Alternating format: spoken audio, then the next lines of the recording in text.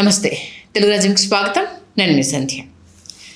ప్రస్తుతం ప్రపంచవ్యాప్తంగా, ఎందుకంటున్నానంటే ప్రపంచవ్యాప్తంగా మన భారతీయులు ఉన్నారు కాబట్టి, కేవలం మన భారతదేశంలోనే కాకుండా ప్రపంచవ్యాప్తంగా ఉన్న భారతీయులతో పాటు మిగతా దేశాలు కూడా పేపర్ లీక్కు సంబంధించి భారత్లో ఏం జరుగుతోంది అన్న ఒక అంశాన్ని చాలా కూలంకషంగా డిస్కస్ చేస్తున్నాయి అనడంలో ఏమాత్రం సందేహం లేదు. ఎందుకంటే ఒక్క పేపర్ లీక్ అయితే నార్మల్గా ఒక పరీక్ష రద్దు అవుతుంది. అదే 10 పేపర్లు లీక్ అయితే, అలాగే లీక్ అవుతూ పోతుంటే వ్యవస్థలో లోపం అనేది చాలా చాలా స్పష్టంగా కనిపిస్తుంది. ఇక ఈ 10 ఏళ్ల కాలంలో 1 కాదు 2 కాదు, ఏకంగా 152 పరీక్షా పేపర్లు లీక్ అయ్యాయి అని ఎంతమందికి తెలుసు?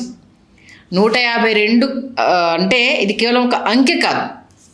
పగలు రాత్రి తేడా లేకుండా, కంటి నిండా నిద్ర లేకుండా, రెక్కలు ముక్కలు చేసుకొని చదివిన కోట్లాది మంది విద్యార్థుల కన్నీటి గాథ. తమ పిల్లలు ఒక ఉన్నత స్థాయికి చేరుకుంటారని, పేదరికం నుండి బయటపడతారని ఎంతోమంది, అంటే లక్షలాది తల్లిదండ్రుల ఆశ, ఆ తల్లిదండ్రుల గుండె కోత.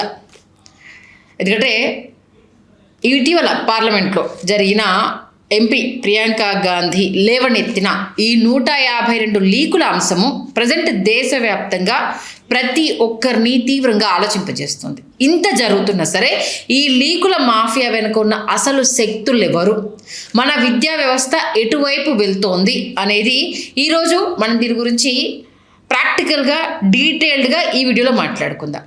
152 లీకులు ఎక్కడ జరిగాయి, ఏ రాష్ట్రాల్లో జరిగాయి, యువత భవిష్యత్తు రోడ్డున పడినా కూడా ఎందుకు వీళ్ళు క్షేత్రస్థాయిలో పరిశీలన చేయలేకపోతున్నాయి? కళ్ళు బయర్లు గమ్మే వాస్తవాలు బయట తీసే ప్రయత్నం చేద్దాం. జాతీయ స్థాయిలో దేశవ్యాప్తంగా కోట్ల మంది రాసే నీట్ యూజీ ప్రవేశ పరీక్షలు కావచ్చు, సిబిఎస్ఈ పరీక్షలు కావచ్చు, 12th ఎకనామిక్స్ పేపరు, ఎస్ఎస్సి లాంటి అతిపెద్ద రిక్రూట్మెంట్ పరీక్షల పేపర్లు, కానిస్టేబుల్స్ కావచ్చు, బీఫార్మసీకి సంబంధించి కావచ్చు, ఎడ్యుకేషన్ సిస్టమ్కి సంబంధించిన అన్ని విభాగాల పేపర్లు లీక్లు అయ్యాయి. ఇక రాష్ట్రాల విషయానికి వస్తే ఈ లీకుల మాఫియా నెట్వర్క్ కొన్ని రాష్ట్రాల్లో ఒక పద్ధతి ప్రకారము దాన్ని ఒక ఇండస్ట్రీ లాగా విస్తరించి రన్ చేస్తున్నారన్న విషయం ఎంతమందికి తెలుసు? మొదట బీహార్, ఉత్తరప్రదేశ్కి సంబంధించి స్టార్ట్ చేద్దాం. పోలీస్ కానిస్టేబుల్ రిక్రూట్మెంట్ కావచ్చు, టీచర్ ఎలిజిబిలిటీ టెస్ట్ టెట్ కావచ్చు, సబ్ ఇన్స్పెక్టర్ పరీక్షల పేపర్లు కావచ్చు, ఇక్కడ వరుసగా లీక్ అవుతూ వచ్చాయి. నెక్స్ట్ రాజస్థాన్, గత కొన్నేళ్ళుగా టీచర్ భర్తీ పరీక్షలు, రిట్, ఇతర కాంపిటేటివ్ ఎగ్జామ్స్, దీంట్లో రాజస్థాన్ కూడా నంబర్ 1లో నిలిచింది. ఆ తర్వాత గుజరాత్, మధ్యప్రదేశ్, ఉత్తరాఖండ్, జార్ఖండ్, ఇలా ఈ రాష్ట్రాల్లో కూడా ప్రభుత్వ ఉద్యోగాల భర్తీకి సంబంధించిన పరీక్షా పేపర్లన్నీ లీకుల వల్లే వాయిదా పడడం, రద్దు కావడం, రీఎగ్జామ్ చేయడం ఇదంతా జరిగింది. ఇక మన 2 తెలుగు రాష్ట్రాలు కూడా ఈ లీకులకు సంబంధించిన లిస్టులో ఉండడము కోసం మనకు తెలంగాణలో టీఎస్పీఎస్సీ లీకేజ్ వివాదం అనేది, అంటే గ్రూప్ 1 ప్రిలిమ్స్ కావచ్చు, అసిస్టెంట్ ఇంజనీర్, ఏఈ లాంటి ప్రతిష్టాత్మక ఉద్యోగాల పేపర్లు బోర్డు లోపల వ్యక్తుల ద్వారానే లీక్ అవ్వడం అనేది ఎంత పెద్ద సెన్సేషన్గా మారిందో మనం చూస్తాం. 5 ఏళ్లలో కష్టపడి చదివిన లక్షలాది మంది నిరుద్యోగులు రోడ్డెక్కి నిరసన చేయాల్సి వచ్చింది. ప్రభుత్వము ఈ అంశానికి సంబంధించి ఎంత ఎఫెక్ట్ అయ్యి గవర్నమెంటే మారిపోయిన విషయం కూడా చూస్తాం. మళ్ళీ పరీక్షలు రద్దయి మళ్ళీ రాసేసరికి అభ్యర్థులు ఇక్కడ మానసికంగా కుంగిపోతున్నారు. ఇక ఏపీ దగ్గరికి వచ్చేద్దాం. 10వ తరగతి ఎస్ఎస్సి పబ్లిక్ పరీక్షల పేపర్లు వాట్సాప్లోకి రావడము, క్లాసిఫైడ్ ఎగ్జామ్ లీకేజ్ ఆరోపణలు విద్యా వ్యవస్థ విశ్వసనీయతని ఇక్కడ దెబ్బతీశాయి. ప్రింటింగ్ ప్రెస్ల నుండి పేపర్లు దొంగలించడం, రవాణా చేసేటప్పుడు లీక్ చేయడం, చివరికి డిజిటల్ సిస్టమ్ సిబిటిని హ్యాక్ చేయడం వరకు లీకులు అన్ని స్థాయిలో జరిగాయి అనేది ఇన్వెస్టిగేషన్ రిపోర్ట్స్ చెప్తున్నాయి. రీసెంట్గా మొన్న జరిగిన టెట్కి సంబంధించి ఏపీలో దొంగ సర్టిఫికెట్లు పెట్టుకొని ఉద్యోగాలు సంపాదించారు అన్న అంశం కూడా తెర మీదకి రావడం జరిగింది. ఇవి మచ్చుకు కొన్ని మాత్రమే. ఇంకా తీస్తే, ఇంకా లోతులోకి వెళితే, అంటే మీడియా రాకముందు వచ్చిన తర్వాత బయటపడుతున్న విషయాలు, రాకముందు ఇది ఏ రేంజ్లో మాఫియా జరిగింది, ఒక క్వాలిటీ ఎడ్యుకేషన్ సిస్టంలో క్వాలిటీ లేని వ్యక్తులు ఎంతమంది ఉన్నారు అని ప్రశ్నిస్తే దానికి సమాధానం ఉంటుంది. ఒక్కసారి ఆలోచించండి. ఒక ప్రభుత్వ ఉద్యోగం కోసమో లేదా ఒక నీట్ లాంటి ప్రతిష్టాత్మక ఎంట్రన్స్ కోసమో ఒక నార్మల్ విద్యార్థి ఏ రకంగా సిద్ధమవుతాడు అనేది ఒకసారి ఊహించండి. ఒక ఎగ్జామ్ నోటిఫికేషన్ పడుతుంది అనగానే కోచింగ్ సెంటర్ల దగ్గర ఎలా క్యూలు కడతారు. తల్లిదండ్రులు వాళ్ళ పిల్లల కోసం ఎంత ఆర్నిసలు వాళ్ళకు వెదర్ని క్రియేట్ చేసి వాళ్ళ కోసం బుక్స్ కొని కోచింగ్ సెంటర్లో ఫీజులు కట్టి వాళ్ళ పిల్లలు కష్టపడడం, రేపు వాళ్ళ బంగారు భవిష్యత్తు కోసం వీళ్ళు ఇప్పుడు కష్టపడాలి అనేసి ఆ కోచింగ్ ఫీజుల కోసం తల్లిదండ్రులు ఆస్తులు అమ్ముకోవడం, అంటే వాళ్ళ చదువు కోసం ఆస్తులు అమ్ముకోవడం, ఆ తర్వాత కోచింగ్ ఫీజుల కోసము ఆ తల్లిదండ్రులు ఆస్తులు అమ్ముకోవడం అనేది మనం చూసాము. ఇక్కడ అప్పులు చేసిన వాళ్ళు చాలామంది ఉన్నారు. తల్లి తన ఒంటి మీద ఉన్న బంగారాన్ని తాకట్టు పెట్టిన సందర్భాలు మనం చూసాము. చిన్న చిన్న రూముల్లో ఉంటూ రోజుకు 14 గంటలు చదువుకుంటారు వాళ్ళు. కానీ తీరా ఎగ్జామ్ రాసి బయటకు వచ్చాక తెలిసే నిజము, పేపర్ ఆల్రెడీ లీక్ అయిపోయింది కాబట్టి నువ్వు రాసినా నీకు జాబ్ రాదు అన్నది. ఒక్క లీకు ఒక నిరుద్యోగి జీవితాన్ని 5 ఏళ్ళు వెనక్కి నెట్టేస్తుంది. కొందరైతే ఈ మానసిక క్షోభను తట్టుకోలేక తమ తల్లిదండ్రులకు ఏం సమాధానం చెప్పాలో తెలియక ఆత్మహత్యలకు పాల్పడిన సందర్భాలు మనం చాలా చూసాము. ఈ తప్పు విద్యార్థిదా?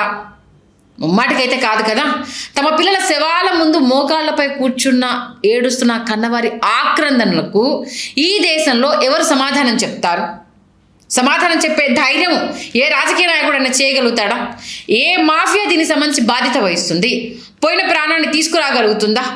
దానికి సంబంధించి ఆ తల్లిదండ్రుల ఆవేదనను, ఆ తల్లి కడుపు కోతను తీర్చగలుగుతుందా? దీనికి ఎవరైనా సమాధానం చెప్పగలుగుతారా?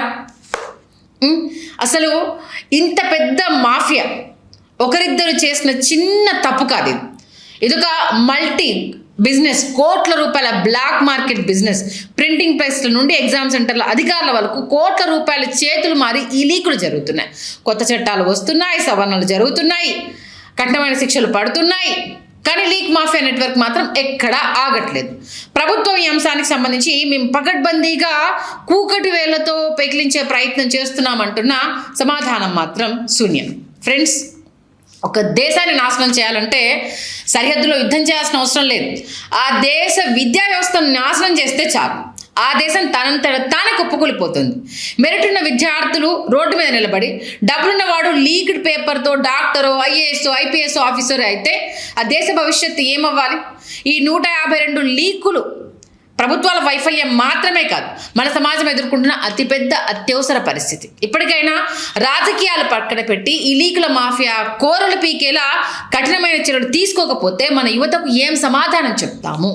కష్టపడాలి అనుకునేవాడికి, అహర్నిశలు చదివి జాబ్ తెచ్చుకోవాలనుకునేవాడికి, తల్లిదండ్రుల కళలో ఆనందం చూడాలనుకునేవాడికి ఎక్కడ సమాధానం దొరుకుతుంది? ఎందుకంటే వాడు కోచింగ్ ఫీజులకు డబ్బులు కట్టి, కోచింగ్ సెంటర్లలో డబ్బులు కట్టి, అమ్మ నాన్నలు, కొంతమంది కూలి పనులు చేసే తల్లిదండ్రులు తమలాగా తమ పిల్లలు ఉండొద్దు అంటూ అహర్నిశలు కష్టపడి తమ పిల్లల కోసం ఏం చేయడానికైనా మేము సిద్ధమే అంటూ వాళ్ళని ఇక్కడ చదివిస్తూ ఉంటే వాడు 24 గంటల్లో 18 గంటలు వాడు చదువుకే సమయాన్ని వెచ్చించి ఏ అలవాట్లు లేకుండా కంప్లీట్ ఫోకస్డ్గా వాడు చదువుకున్నా సరే, అన్ని ప్రశ్నలకు సమాధానాలు రాసినా సరే, ఏదో లోపాలను చూపించి వాడిని సెలెక్ట్ చేయలేదు. అక్కడ ఆల్రెడీ లీక్ అయిన వాడు అంతకంటే 1 మార్క్ ఎక్కువ వచ్చింది అనేసి వాడిని సెలెక్ట్ చేసేస్తే, క్వాలిటీ పర్సన్స్ లేకపోతే బ్రిడ్జిలు కూలిపోతాయి, హాస్పిటల్స్లో ఘోరాలు జరిగిపోతాయి, ఐఏఎస్లు ఐపీఎస్లు చట్టాలు తెలియకుండా డబ్బుల కోసము అడ్డమైన సెక్షన్ల కింద లోపలేసేస్తూ ఉంటారు. దానికి సంబంధించి కోట్ల చుట్టూ వెళ్తే మొట్టికాయలు పడుతూ ఉంటాయి. అక్కడ ఒకవేళ తప్పుడు లాయర్ చేతిలో మన కేసు పడితే ఎలాంటి పరిస్థితులు ఎదుర్కొంటాం? విద్యా వ్యవస్థ నాశనం చేస్తే చాలు కదా దేశం మొత్తం అధోగతి పాలు కావడానికి. 152 లీకులు 10 ఏళ్లలో అంటే ఎంత దారుణమైన విషయం ఇది. ఎందుకు ప్రభుత్వాలు ఈ అంశాలకు సంబంధించి సీరియస్గా తీసుకోలేకపోతోంది? ఇప్పటికే కొన్ని అంశాలకు సంబంధించి ముఖ్యంగా మన తెలుగు రాష్ట్రాలు ఎంత వెనకబడిపోయి ఉన్నాయి. భాషా ప్రాతిపదికలు చూసుకుంటే హిందీ రాలేదని, ఇంగ్లీష్ మనకు రాదు అనేసని ఎంత ఉద్యోగాల్లో వెనకబడిపోయి ఉన్నాం. సివిల్స్లో ఐఏఎస్లు ఐపీఎస్లు కావాలంటే ఒకప్పుడు మన తెలుగు రాష్ట్రాల నుంచి కావాలి అని అంటే అదొక పెద్ద ప్రహసనం. మన వాళ్ళకి అసలు అర్హత లేదు అనే ఒక డిక్లరేషన్ ఇచ్చినంత సిచ్యువేషన్. ఒక రైల్వే ఎంప్లాయీలకు సంబంధించి రావాలంటే హిందీ కాదు కాబట్టి సౌత్ స్టేట్ వాళ్ళు రైల్వే జాబ్లకు పనికిరారు అని అంటే ఎలాంటి ఉద్యమాలు జరిగాయో చూసాం. ఆ ఉద్యమాల ప్రతిఫలం మనం అనుభవించాలి కదా. కానీ ఈ లీకుల ద్వారా క్వాలిటీ పర్సన్స్ లాస్ అయిపోతూ ఉంటే వ్యవస్థలో మార్పులు ఎలా వస్తాయి? ఇక ఉద్యమాలు చేయమంటే ఉద్యమాల్ని ఆపాలి, అనేసారంటే ఎట్లా ఆగుతాయి? వాడి భవిష్యత్తు నాశనం అయిపోతూ ఉంటే నేను ఒక డాక్టర్ని అవ్వాలి, దాంట్లో నిజంగా 10 మందిలో 10 మంది స్వచ్ఛందంగా సేవ చేస్తారా అని కాదు, కానీ 10 మందిలో 2 క్వాలిటీ పీపుల్స్ సేవ చేయడానికి వచ్చినప్పుడు సమాజంలో డాక్టర్ల మీద ఎలాంటి గౌరవం పెరుగుతుంది? 10కి 10 మంది వాళ్ళు సేవ చేసే వాళ్ళు ఉంటారని నేను చెప్పట్లేదు, 10కి 10 మంది వాళ్ళు సివిల్ సర్వీస్లో సమాజం కోసం పనిచేస్తారని నేను చెప్పట్లా, కానీ ఒకరిద్దరు బయటకు వచ్చినా కొంతమందికైనా ఉచిత వైద్యం దొరుకుతుంది, కొంతమందికైనా న్యాయం దొరుకుతుంది, కొంతమంది అయినా సేవ్ చేయబడతారు కదా. ఇది కదా మాట్లాడుకోవాల్సింది. దాంట్లో ఒకరిని చూసి ఇంకొకరు ఇన్స్పిరేషన్ తీసుకోకుండా ఉంటారా? కొంత వాళ్ళ ఎదుగుదల కోసం చేసుకున్న మరికొంత సమాజ హితం కోసము ఫ్రీ ఎడ్యుకేషన్ అనేది లేకపోతే వాళ్ళు కష్టపడ్డ దానికి సంబంధించి ప్రభుత్వం నుంచి వాళ్ళకి సహకారం అందినప్పుడు ఖచ్చితంగా కొంతలో కొంత రుణం తీర్చుకునే పరిస్థితులు వాళ్ళు ఉండరంటారా? ఆలోచించండి. 152 లీకులు, విద్యార్థులు రోడ్డు ఎక్కారు అని అంటే ఊరికనే ఎక్కుతున్నారా? విద్యార్థులు ఉద్యమం చేస్తున్నారంటే ఊరికనే చేస్తున్నారా? కడుపు మండి చేస్తున్న ఉద్యమం. నిజంగా ఈ ఉద్యమానికి తల్లిదండ్రులు కూడా తోడైతే మా కష్టం బుడిదల పోసిన పన్నీరు అవుతుందంటూ వాళ్ళు కూడా తోడై రోడ్లు ఎక్కితే పరిస్థితి ఎలా ఉంటుందో ఒక్కసారి ఆలోచించుకోండి. ప్రభుత్వాలు ఇక మీదటైనా మేలుకోకపోయినా, విద్యా వ్యవస్థ ప్రక్షాళనకు సంబంధించి అడుగులు వేయకపోయినా మిగతా రాష్ట్రాల్లో కూడా ఇలాంటి ఉద్యమాలే రాబోయే రోజుల్లో చూడాల్సి వస్తుంది. మరి ఈ అంశాలకు సంబంధించి మీరేమనుకుంటున్నారు?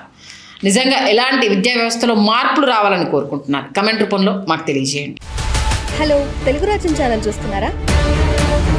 సామాజిక రాజకీయ జీవన చిత్రణే తెలుగు రాజ్యం. అతిశయోక్తులు అసత్యాలు ఉండవు. రాజకీయ కోణం కాదు, ప్రజా కోణమే కొలబద్ద. తెలుగు రాజ్యం వీక్షణ మీ ఉత్తమ అభిరుచికి నిదర్శనం.